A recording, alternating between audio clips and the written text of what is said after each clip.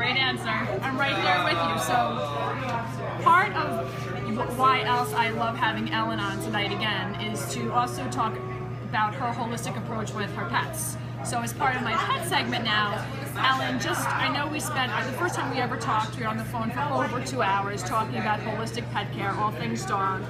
What made you consider a more holistic approach to pet care?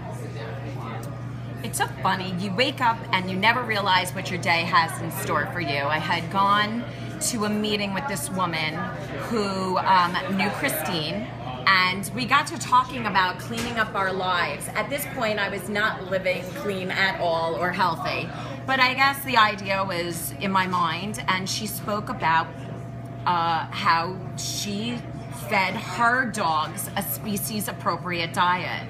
And I kept asking questions, and so interestingly enough, my dogs ate cleaner before my entire family did. So I really concentrated on the dogs first, and then it kind of just barreled into adding, you know, all the two-legged people in the family to go on board. Great. So what have you found? You know, you and I have been working together for, I think, almost 3 years now. Yeah. I can't believe it. What has been the most difficult aspect to incorporate? The most difficult aspect has turned out for me to be the easiest aspect, in that you really have to plan. I'm not opening up a bag of dog food and scooping out. I used to do this with my previous pets, and you scoop out the bag of the cups of dog food, and then they ate and you called it a day. This takes a little bit more prep. I don't find it difficult because it's all the food that we eat in our home.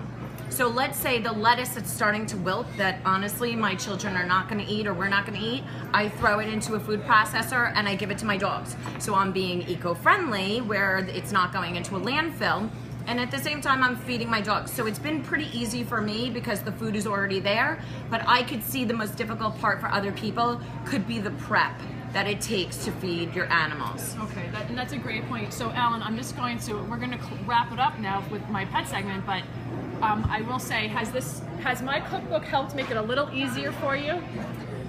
It's fantastic, because when I first met Christine, she didn't have the cookbook, and she had to actually come to my house and teach me how to cook. And I want you to know that I still reference it. It is next to my desk. I still use the recipes. You can't just like throw your dog's food from the table. You have to portion it out.